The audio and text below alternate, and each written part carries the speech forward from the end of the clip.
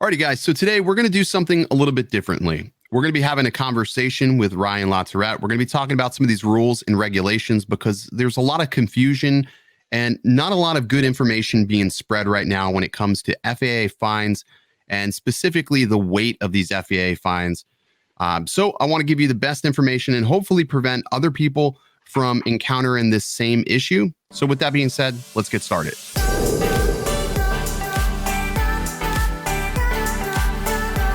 Ryan, thanks so much for joining me today. Why don't you tell everybody, why you are considered an expert in this field, in this industry? Well, Ken, thank you very much for having me on, and because this is a very important issue.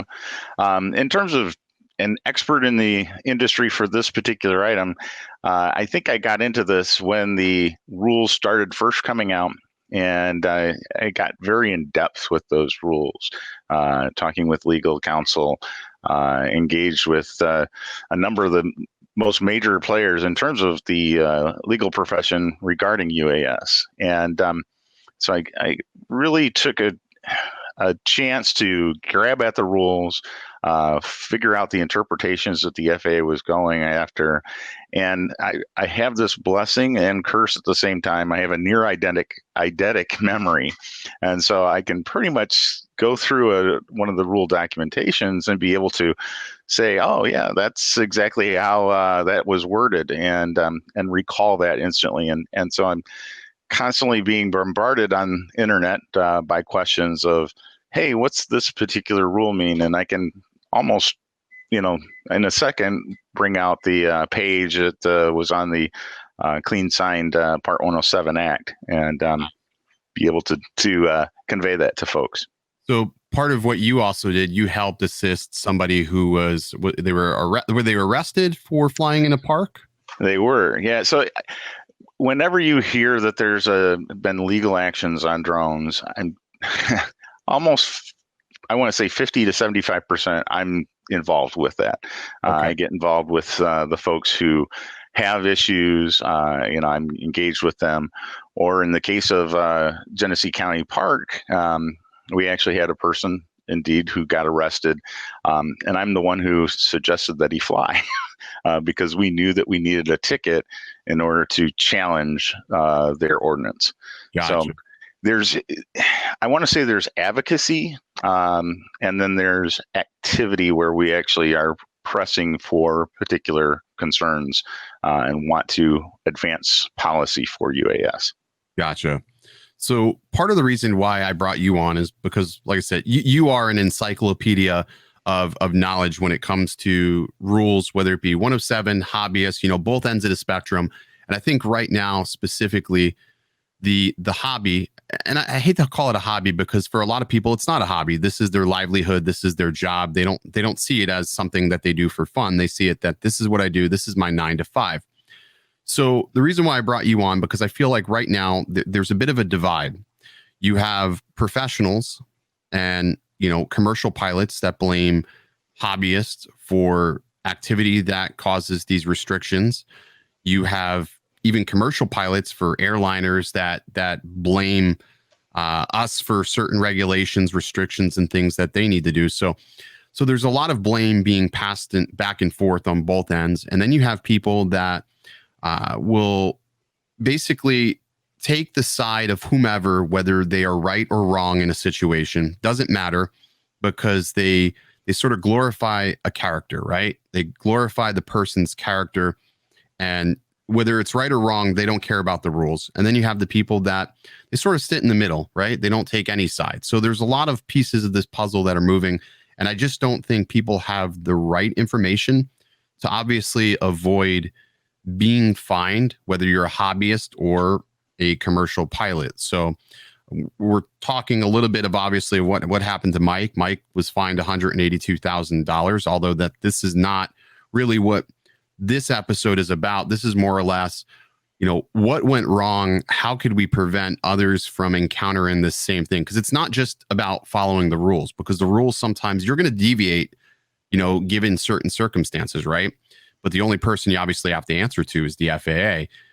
but there's obviously exceptions to that. So talk to me a little bit about what you've seen with that specific case and what went wrong that led to these specific fines. What can people avoid? So, Ken, one of the things that I guess I focus on in particular is what I define as a schism in our community. Okay. And you were picking up on that, where we have Part 107 operators who will instantly blame every hobbyist for every regulation that's come into effect. And, they are ones typically that are wanting enforcement. Give me enforcement, right. Pound that hammer. At the same time, we have hobbyists who say, hey, wait a minute, why are we having any type of regulations? I'm riding my bicycle on the road. I don't need a driver's license. This is a toy. And in that schism, there's also the effect that we see an awful lot of Part 107 operators who have gotten their license, their certificate, and they see that as their license to do as they please. This is my get out of jail card, so to speak. That's the real challenge that we have as a community. And I think that the FAA and Department of Homeland Security, DOJ, they are all looking at that as a good thing, because we have this concept: united we stand, divided we fall. And so it's a divide and conquer. If they can divide Part 107 from hobbyists, they win. And the challenges that we see in terms of the applications of fines, such as what Mikey's facing, are just that, where if we can segregate out a portion of the community and push these huge fines on them, you're going to see them start to move away from the hobby. And that's one of the challenges that we think is happening, where the FAA is coming down on hobbyists and saying, hey, you need to get your Part 107. Well, if you get your Part 107, now the FAA is getting some dollars out of that. So it's a real question as to how you start to manage that. It's weird because, in this instance, this is $182,000. This is 123 infractions times $1,500 per infraction. But the problem is with this, it wasn't publicized. It wasn't widely publicized. This is a factor that the FAA was banking on the fact, okay, we're going to go after somebody who's essentially an influencer online, and in hopes that this is going to somehow become a conversation and get wider publication, or publicized widely. They sort of parlayed the fact that this could potentially happen and sort of spread that fear amongst pilots and obviously diversify, because you have a lot of people. It's sort of sad because it's a serious thing, right? It's serious because something dangerous didn't happen out of all those flights. Nothing dangerous happened, right? So when we don't play almost, right? We don't play almost. It either did or didn't happen. You can't play almost after something happened. That only counts in horseshoes and assholes. But with this, nobody would have known unless if he said something. Unless if any one of us would have said something. You were privy to the information earlier because we were trying to figure out, well, how do you proceed from here? But nobody would have known unless if something was said. So what's the angle here? Because $1,500 per infraction is widely different than somebody speeding down a highway and getting a $200 infraction for going over a speed limit. Yeah, and we say that it's kind of private to start with, where they haven't publicized that they're pushing out this infraction, but I think there is an interest in the FAA to push out that information later on, and we've seen that in previous cases. So if we look at Skypan was one of the first ones that the FAA kind of touted, that said, hey, we are going after this company, and they fined them for, I believe it was $2.4 million. It was huge, right? They get this negotiated settlement that's down under $200,000, but they were able to go out and say, hey, this is UAS, and here's why they're dangerous, right. And we're going after these guys, and we're responsible for going after these guys. Well, the challenge there is, if somebody had really looked at their fines ahead of time before the FAA really got into this negotiated settlement piece, we'd have to start looking and saying, what really was dangerous about these flights? We know for a fact that there have been millions of hours of flight hours without serious fatalities or serious incidents, serious accidents or fatalities. There's been zero fatalities since 2013 with drones. And even that 2013, that was not a quad rotor, that was a RC helicopter. So we still have the safest aircraft in the skies, bar none, right? Bar none. The challenge here is, I think the FAA is looking at how they control the airspace, and they're saying we need to have an authoritative means to do so. And they've been given that latitude by Congress. Congress in the 2018 FMRA, they wrote in there a sense of Congress, and their sense of Congress was very damning towards the drone community. They really want heavy regulation on the drone community. This probably is one of those cases where the FAA can go back to Congress and say, look, we're doing what you asked us to do.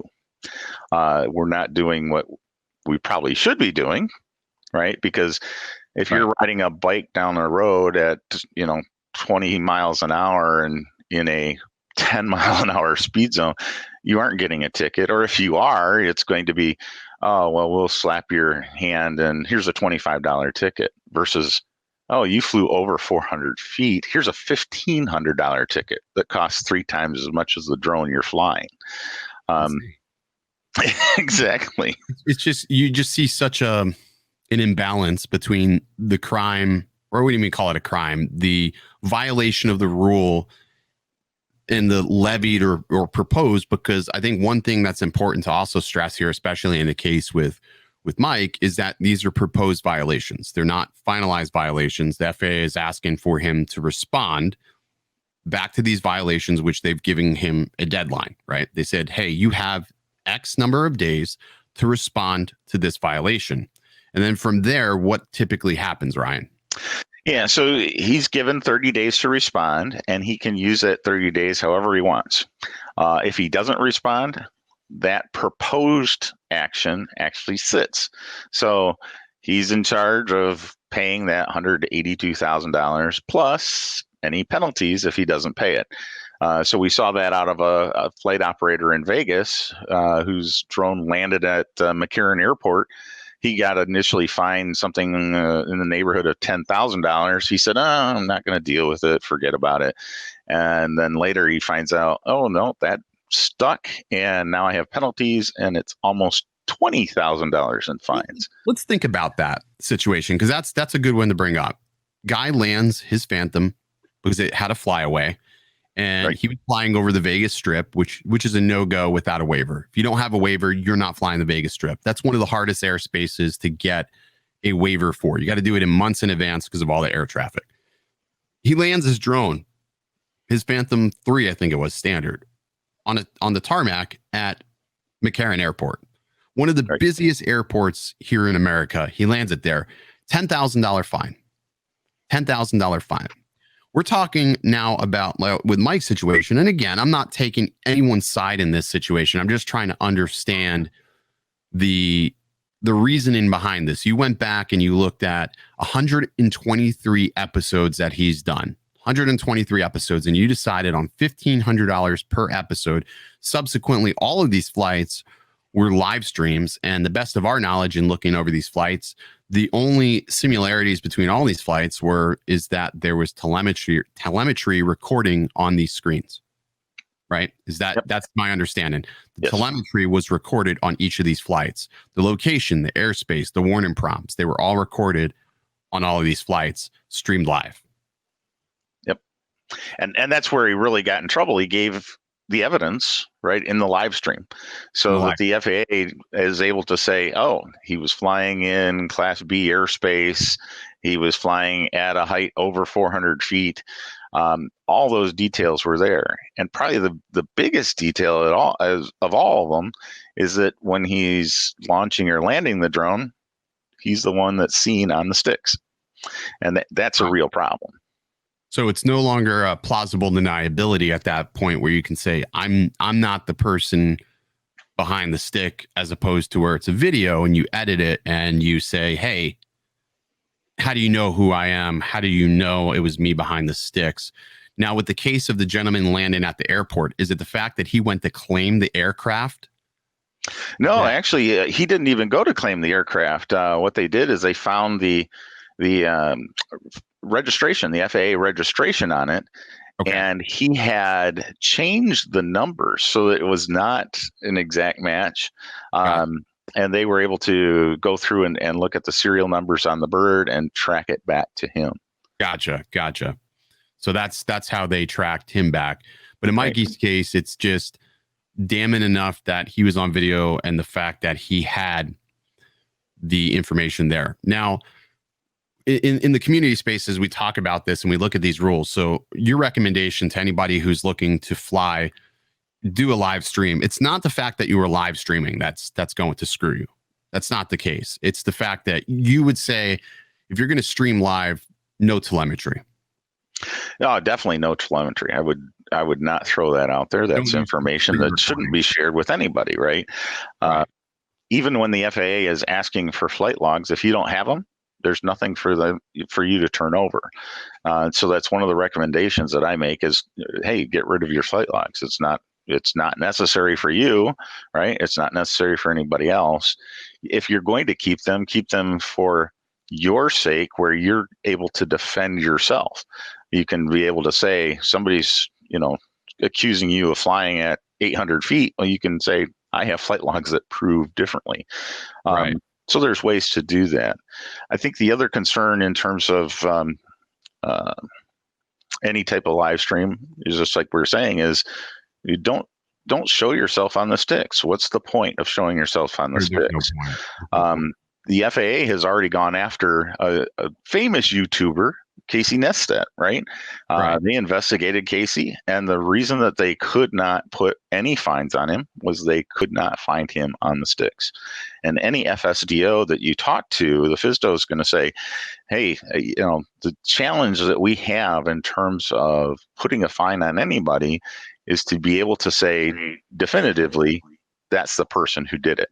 And so if you're not on video to show that, you don't have pictures of yourself, you aren't taking that droney, the challenges get more difficult. And that's where they rely on, police coming soon. It's going to be the public with remote ID to be able to report you and say, I saw this person, I have video of this person flying this particular drone, and match up that drone flight with your activity on the sticks. Gotcha. So let's talk about portions of these fines here as well. So portions of the fine, they looked at him and they said, okay, you're flying under, code 107 article, and they listed articles. I'm not hip to that. I know the 107 rules, but it's one of those things, them, but it's not necessarily that I'm going to be able to sit there and recite them. But with that said, they hit him for flying as a 107 pilot. He obviously and clearly does not have a 107 license, but that doesn't mean you cannot be fined in accordance with the 107 articles. So talk to me a little bit about that. What were you seeing? Because we saw flights where it was over 400 feet and he's near building. So the rule is you have to be a 107 pilot to clear an obstacle that is exceeding 400 feet. If you're not a 107 pilot, you shouldn't be clearing those obstacles that are exceeding 400 feet in elevation. Is that the correct assessment there? So, yeah. And I think one of the big misnomers that people need to take into account is that when you're flying as a hobbyist, you are flying as a hobbyist so long as you follow all, and that means every single one of the hobbyist guidelines, the hobbyist rules and regulations. The very moment you deviate from any one of those, automatically shifts you into Part 107 operations, even if you don't have your Part 107 certificate.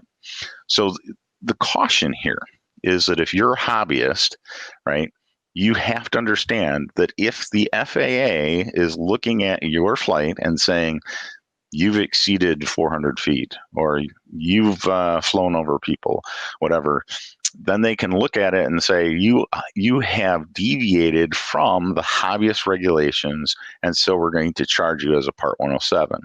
The moment that they do that, the very first charge they're going to slap you with is that you don't have your Part 107 certificate.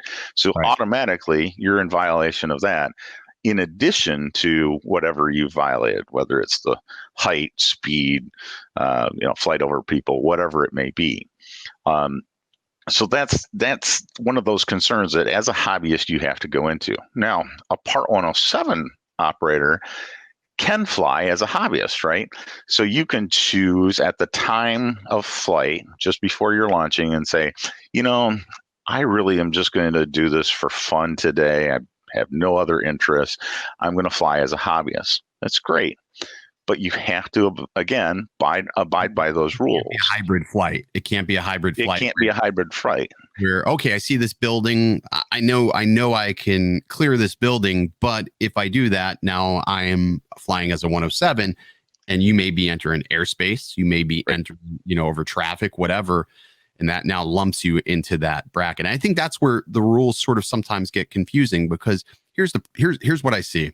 And I'm going to probably piss off a lot of people with this, but in the commercial world, the commercial group, because we're both in this commercial group on Facebook, there's a lot of elitists in this group, right? They all believe that everybody should just know the rules, but it doesn't work that way. It doesn't work that way, right? They make these drones so easily marketable, so tangible to just anybody, and then you're able to power it on, put a battery in it, and fly it. You're at your own leisure, your own accord. There's no further accountability. It's not really the manufacturer's problem to make that accountable. It needs to be, the FAA should have had something in place a long time ago that says, hey, if you're going to fly, you need to pass this brief safety. You need to enter this certificate number. It should be where before you can activate your aircraft, you need to enter this code that says, hey, I acknowledge so there's some sort of accountability. The problem is right now there is no accountability. And that's to nobody's fault but the FAA's fault for that ignorance in this space. And to the elitists out there, they started somewhere. They didn't just pick up an aircraft and say, I'm going to make $1 million this year flying this, right? They didn't do that. They started somewhere. And I think that's important, that everybody starts somewhere. Now, there's some that will argue that 123 infractions is repetitive and there's no excuse for that, which that's going to be a hard argument for anybody to refute, that you have 123 and maybe, dare I say, countless others. But, what do you say to that? Like, how do you, from a lawyer's perspective, where do you even start with that? Yeah, and that's the challenge, I think, with Mickey's case in terms of any hobbyist looking at it is saying, wow, I could be thrown under the bus and have these regulations really bite me for these huge dollar amounts. And you have the Part 107 going, well, the guy should know, But that's the thing, they don't know. Right. And they're thinking, well, if he didn't know, then, after so many incursions and, occasions of having flown, you would probably want to pick up a rule book and figure things out. Right. There's a challenge in that. And talking with Mikey, I think he understood most of the rules and regulations. And I think that he was trying to abide by them too. But there's just like what I'm trying to understand it from a perspective of, okay, we got to stop the woe is me aspect of this, because that's not going to fly. It's time to be serious and think about this, because we're all guilty. I'm guilty of making poor judgment decisions, but you own it, you wear it, and that's it. You got to own it. You fuck up, you own it, and you move on, right? And you apologize for it, and you either A, hope for mercy, or B, you take it on the chin and you don't repeat that mistake again. So I know you had some conversations with him specifically. He just doesn't. None of it was malicious though. No. None of his flights were malicious. I truly believe he came from an entertainment, leisure standpoint. Right. And honestly, I think some of his interpretations of the rules are correct, and Part 107s are pressing down that they aren't. So here's a great example. So Mickey flew over 400 feet. And by the standards of Section 349 of the 2018 FMRA, he's in violation. But here's the trouble. That section, what it did is it repealed Section 336 of the 2012 FMRA and said, we're putting in these new rules. The problem is it didn't put in the new rules yet. So technically, Part 101, CFR Part 101, is still applicable even to this day. And if you look at Part 101 regulations, there is no height restriction. So on a technicality, the rules are canceling one another. But this is where having a lawyer represent you in this to say, hey, well, we reviewed these articles and these rules, and these two are canceling one another out. So that can throw out a lot of the height violations, right? At that point, potentially on a technicality. Right. And if you think about that technicality, that's exactly where a hobbyist would be, right? Is they're able to say, hey, I tried to understand the rules as the best that I could, given the information I have. And the information I have is that Part 101 is still in effect until it's repealed or replaced. And it hasn't been done so at this point. And so if you're operating under those ideas, you're still good to go. Even the airspace concerns. So he flew in Class B airspace. I think you and I and most people would understand, hey, if you're going to fly in that, you need an airspace authorization. That's why Lance is available, et cetera. But Part 101 still does not have that requirement. Another cancelization. Another cancelization. Right. So, almost like in football when you have two, they offset one another. But is that something that the FAA would acknowledge? Because the fact is, I think if you try to go down that route, it's almost like you're challenging them to an extent where they're going to say, okay, well, let's see what the courts say about this situation. So it's sort of like that teeter-totter ladder where it's like, yes, you could use that as a technicality, but they may make you pay for it to get to that point.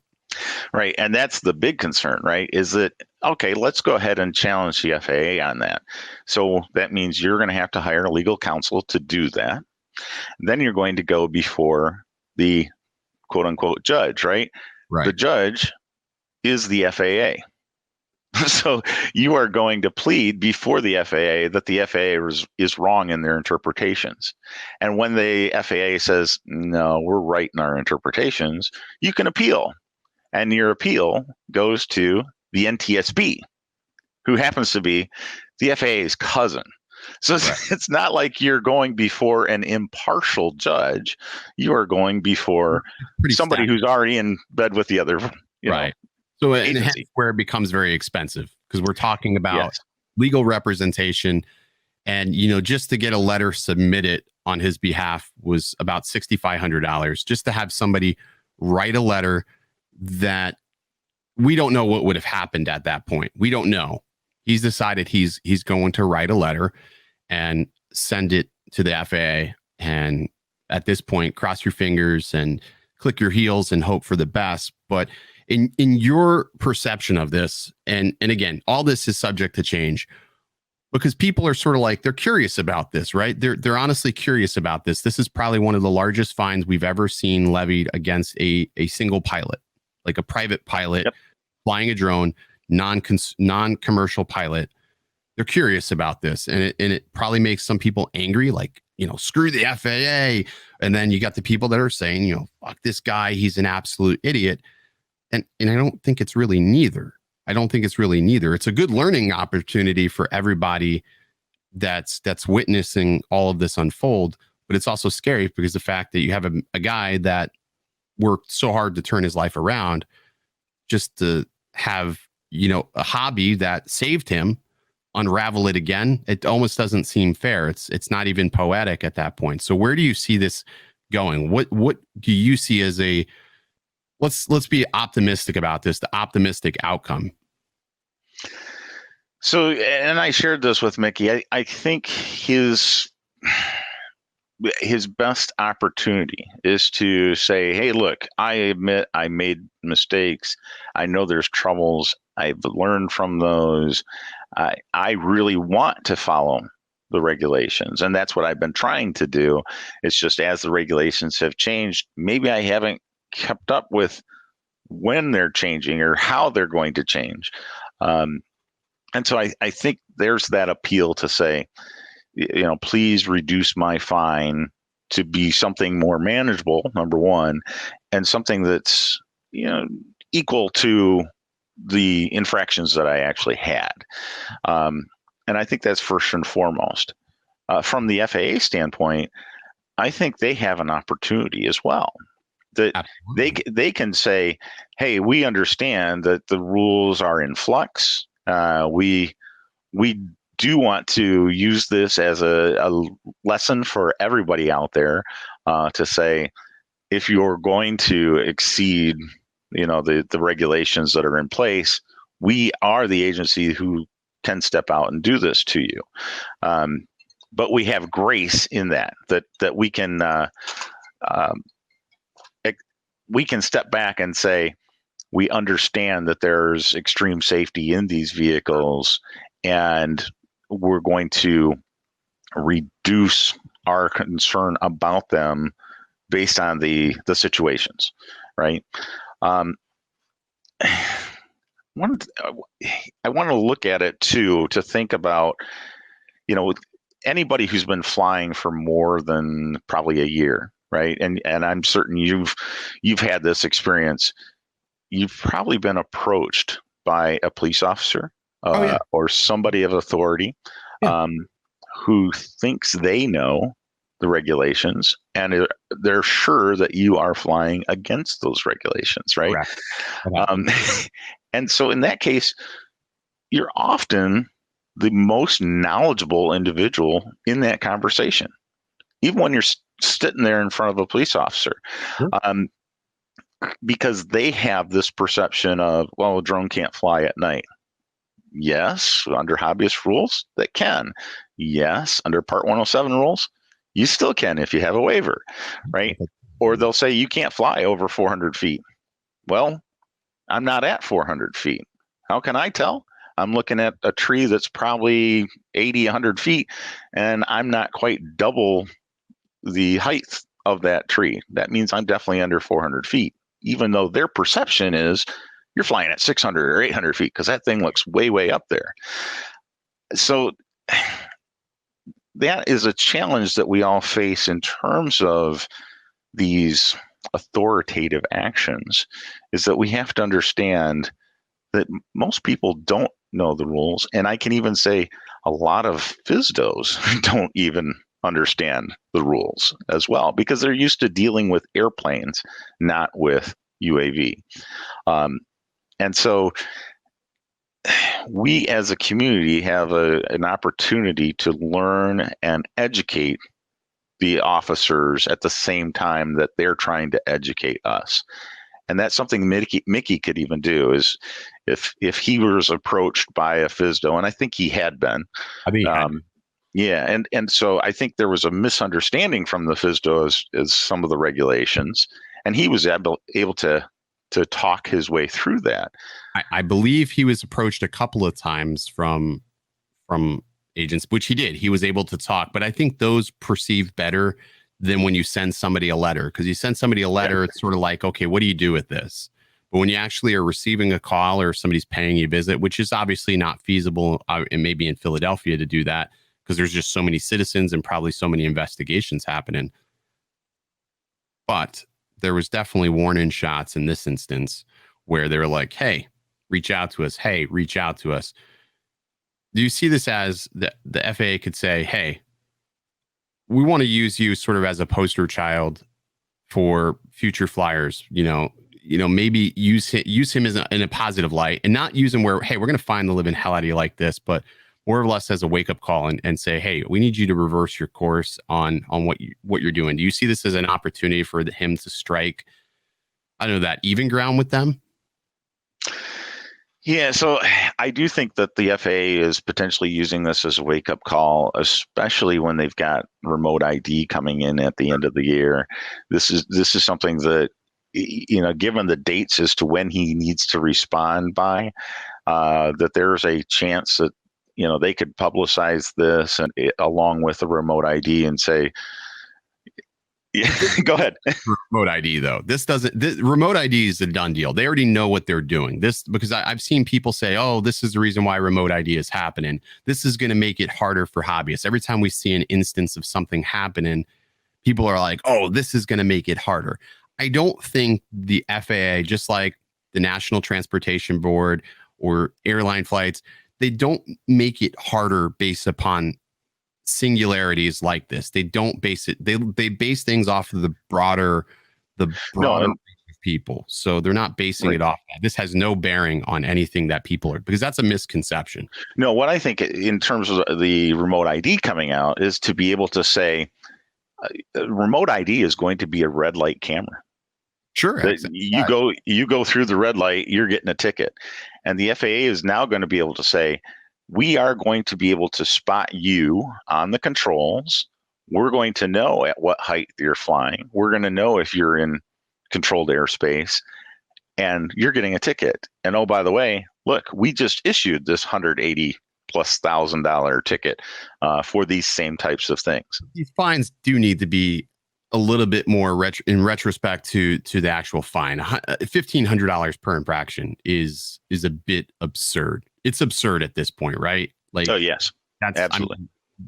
Like, whoever thought that that's a reasonable fine is crazy, because that's like price gouging to its highest extent. If it was a product, it's too high. It's too high. The infraction doesn't warrant that. And again, I go back to, there's both sides to this, because people are going to be like, I hate the FAA, and they're going to be, I'm taking Mikey's side. And then you have those people that are, they're all about this, enforce them, break them. We don't want to see people broking over this. That's not what we want to see. We don't, okay. So there's sort of a happy medium. I could be a hypocrite with this because, I came down on the gentleman that hit the chopper, the LAPD chopper. I came down on him pretty hard, but there's a guy that knew he hit something. He hit a chopper. He knew, how do you not see something like that in your visuals? You went into police activity, you hit a chopper, and you decided, I'm not going to go find my drone. I'm not going to turn myself in hey guys, I hit the chopper. I think if he would have handled that differently, he probably wouldn't have been he probably would have been in trouble, but I don't think he would have been in trouble in the same capacity that he was making the FBI track him down. If he was just dealing with LAPD, different scenario, I think, yeah, you're going to pay a fine and maybe pay for the damages on the nose of that chopper, but you're not going to be in the same national spotlight that you were making them wait 2 weeks. That's just what I'm thinking, Absolutely. Knowing how law enforcement works. Well, and I think if we go back to the very first ever drone fine that took place with the FAA with Raphael Perker, great example of the other extreme, right? Where he flies this foamy aircraft at the University of Virginia. Trappy, right? Right, Trappy. And so he's actually paid like $100, I believe it was, to make a commercial and with aerial video for the University of Virginia. So, where's the real concern? They said, well, he's flying a foamy. If it's going to hit somebody, it's not going to hurt, right? And yet they saw that as real potential danger. And here's an $11,000 or $1,100 fine is what he ended up paying. He was charged $11,000, right? And he ends up paying $1,000. And that's after attorneys get involved. And that was after it was Brendan Schulman that got involved. Brendan got involved with that and assisted for that fine. And $11,000 seems minuscule in terms of $182,000. Here you got to have a guy that's basically, he's on welfare. He's telling you, he's openly admits, I don't have the means to pay for this. I mean, they have to know. They know who they're dealing with. They know who they're finding, because if they were able to find your address, I can't help but believe they know who he is. It's sort of heartless in an extent. It's a cruel joke at that point to even levy that dollar figure at that point. It's almost cruel. He didn't kill anybody. He didn't hurt anybody. There was no harm, no foul. 249-gram drone is not gonna hurt anything at that point. It's just not. Other than the fact that you're looking to make an example, it's shocking in that capacity, though. Sure. And you know, that goes back to the amount of the fine. Let's say that fine was what, $50, or even let's say it was $100. 100 times what, 123. Well, right. Okay, now you're getting down to a more reasonable low. It's still costing him more than what the actual drone costs, right? And that penalty would still hurt him equally. Exactly. It doesn't matter if it's, you know, I don't think it would matter if it's 5,000 or 182,000.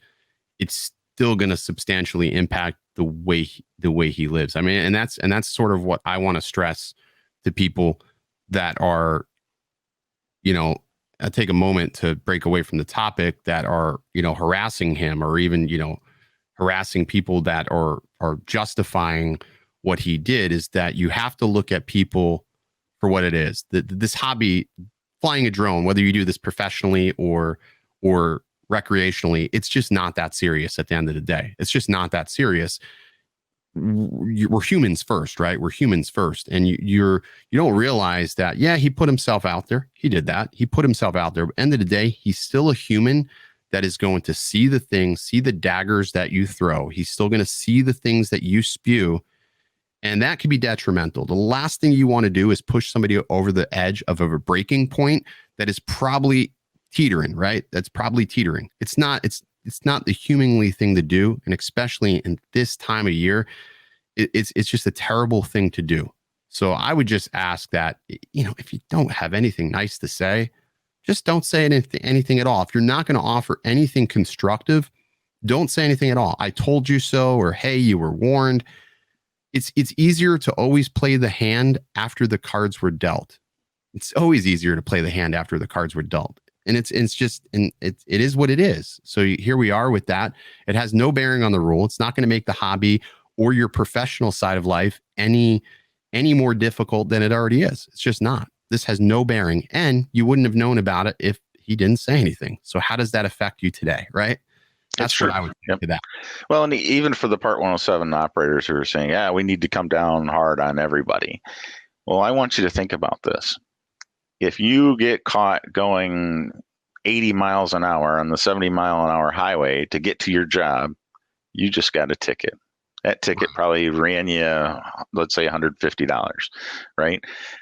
Then you get to that job and you inadvertently fly over a person. Inadvertently. Doesn't matter. That's a violation. That's a violation. If you're going to get a $1,500 fine off of that, you know, where are you at as a business, right? You've taken a $1,500 hit for something that's very simple, that I think we'd all agree with a very small drone is not really a risk, so to speak.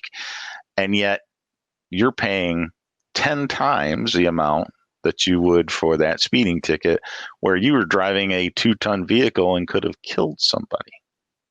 Exactly. That's a real juxtaposition. And I think that a lot of 107 pilots and a lot of operators forget that. If you make it harder for hobbyists, they're not going to just make it harder on hobbyists. They're making it harder across the board. So you're not really doing yourself any sort of justice by like, yeah, let's make it hard. Doesn't make it easier. Just because you have a piece of paper that says you know how to fly, you can be certified don't know shit. I tell people that all the time. Just because you took a test, just because you passed the test, doesn't make you any better of an operator than the next person. You just have a piece of paper. That's the only thing that separates you from anybody else. That's it. But here's another thing I want to bring up before we wrap this one up is you have the people claiming, you know, the 107, and because his channel is monetized. And I see this across the board. There are countless influencers that have their channels monetized. They don't have their 107. They're talking about drones, or they're reviewing drones. that in itself is not enough to condemn somebody. Is that a correct statement? Previously, that was the case. So,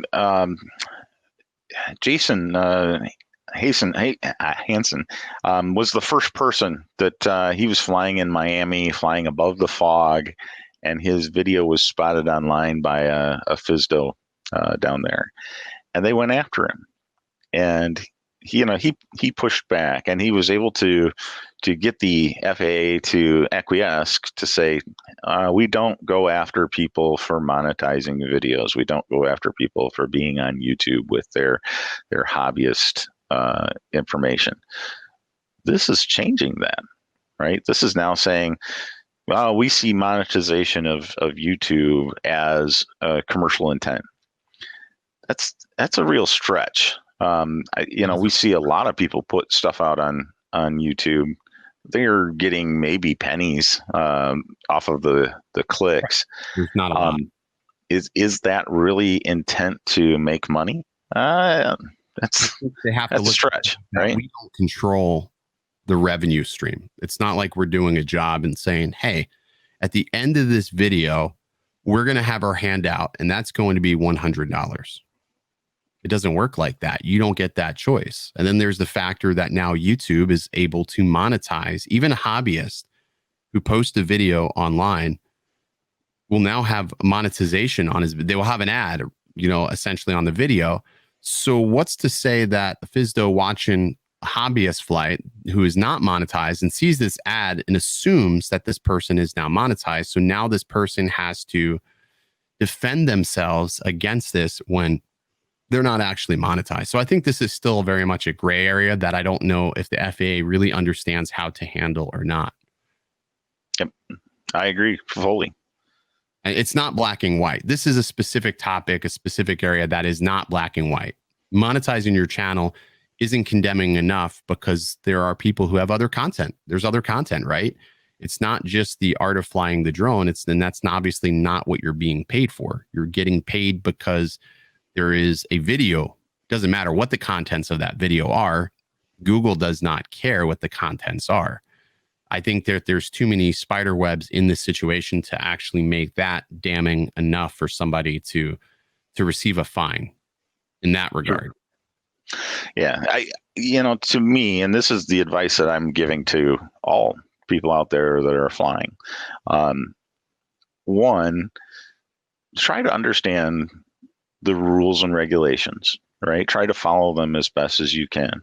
If you're a hobbyist, stay under 400 feet. Don't look to fly in controlled airspace unless you have an authorization.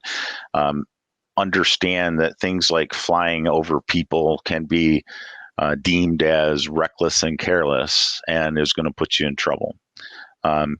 So take those things into account, right? And try to make your flights such that you don't have those issues.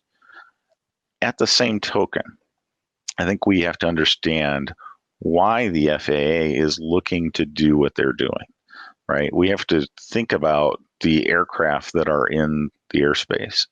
Too often we have people say, well, aircraft have to stay above 500 feet. No, they don't. There are certain aircraft that have to be over 500 feet at certain locations, but you're in a sporadic populated area. They don't have to be at 500 feet. They can be skimming the ground. And a crop duster is a great example. Helicopters have no minimum altitude requirements whatsoever. And we have to think about the FAA in terms of their reasoning for having regulations is to keep manned aircraft safe. We don't want to have a mid-air collision that brings down an aircraft and is killing people. Sure. Fortunately, I think there's been more than a half dozen. I think it's up to 9 or 10 now in terms of mid-air collisions. And we've kind of proven out that it hasn't been catastrophic concerns. But we don't want to continue to try to prove that either. We don't want to transcend down that path any further, but there isn't enough warrant to have the amount of regulation that we're seeing currently today. And obviously it's going to change probably sooner rather than later. And I think, in having this conversation, that was the biggest thing I wanted to talk about, sort of these rules, like obviously how people can avoid these fines, because there wasn't enough information. And sometimes it's hard for somebody who's facing this to articulate that, hey, what information do I need so I don't end up like this? And that's the biggest takeaway with all this. But, what do you see with remote ID impending? I mean, we're going to see that probably, I would dare say, probably end of this year, right? Yes, that's their plan. They are on track to release it at the end of the year. The question is going to be how it looks. We had a couple of hints. One was the FAA administrator himself coming out and saying, well, it's only going to be for aircraft over 300 feet. And honestly, for me, from multiple perspectives, and this is a selfish thing, it's 100 foot. I'm giving up 100 foot if I'm a hobbyist, right? I'm giving up 100 foot. It's not that big of a deal. Anything that I'm flying over 100 foot or that 400 foot elevation, probably don't need remote ID. Like when I fly FPV, I'm pretty much low to the ground. I'm 15, 20 feet off the ground half the time. So I'm okay with that. If I'm going to fly something commercially, I would expect that my rigs are outfitted appropriately to meet or exceed the requirements of remote ID. I would go out of my way to make that happen, whatever that may be. Who knows at this point? But I think that these fines that we've seen are not going to be the last. Like this is not going to be the last large fine that we see. It's going to get worse, and it usually happens directly after the holidays, where people start buying, aircrafts and they start flying and doing exactly, like what we've witnessed in a widespread capacity. Right. And I will say that if you are getting a fine, you want to take it very seriously. We talked to Mickey a couple of times and we said, this is serious stuff. You've got to deal with this. So it's not something you slough off. It's also not something that you go and rant back at the FAA about either. That you need to approach this in a different manner.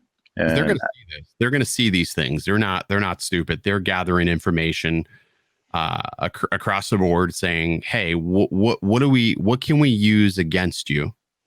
What have you giving us now after you've provided this?" There's got to be. I think what they're looking for is a sense of humility, sort of something that humbles you, that you acknowledge that, yeah, this happened, but in the same token, you don't want to implicate yourself and admit to it, right? You don't want to give them anything more. It's for me, it's very much like playing poker. You're not giving up any information that wasn't asked upon you. And even still, you're still not giving that information. You can be compliant, but without giving information. And that's what's super important when you're dealing with the FAA. And that's the great point in terms of, Trappy. We go back to Trappy. The reason that the FAA's proposed penalty was able to stick was he actually said, yeah, I was at the sticks. I'm the one who did it. When you admit kind of things like that, you're going to get in trouble, plain and simple. Right. You shouldn't admit guilt at all. Don't volunteer information. Correct. When you have a ramp check, the FAA can come out and do what's called a ramp check, where they can investigate you and your flight. And they can, if you're a Part 107, they could basically retest you on the spot if they want, right? Whatever questions they're asking, answer the questions. It's just like if you were being investigated for murder, for God's sakes, if an officer is saying, well, did you murder this guy? The best lawyer in the world is going to say, shut your mouth. Don't say anything. Right. You're not to talk. So you don't volunteer information that you don't have to give. You still have rights.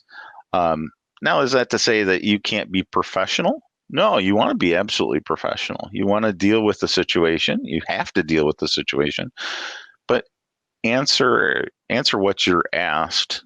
That it's not digging yourself a hole even deeper. Correct. And I think that's, something that I was trying to get Mike to just, all right, drop the character for a moment. Just drop the character. I know it makes it easier because, you know, when you're online, you can be anybody you want to be, whatever the case is. But just drop the character for a moment and just talk as you. And that's it, you know. And for part of me feels that, you know, the live stream he just recently did, not really benefiting, you know. And the thing is, and again, it's not.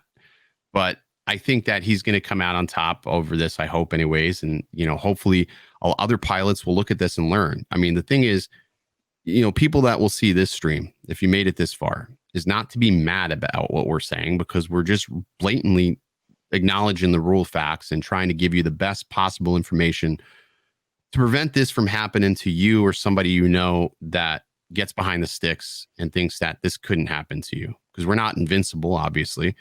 And that, you know, whether you're 107 or hobbyist, that, yeah, you're sort of what we're sort of all lumped into this one mold.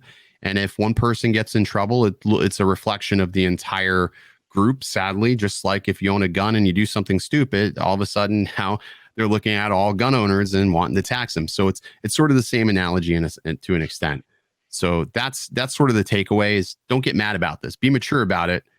Understand what we're saying, and that we're not targeting any one individual. We're just talking specifically about this incident because it is the most recent and obviously the most relevant to the situation that's occurring. So, yeah, and that is the key. It's, you know, we are a community, so let's act like a community. You know, the Part 107 is not the top end of the community. There's still, you know, pilots above and beyond that, right? The hobbyist is your farm team to get into 107. You don't just jump into 107. Unfortunately, we see people who say, oh, I'm going to test for 107 and then I'm going to go buy my drone. You know, there's no real qualification there. But if we have a farm team, then you're going to, you know, figure out how to actually fly. Hey, then you can start to step up to 107.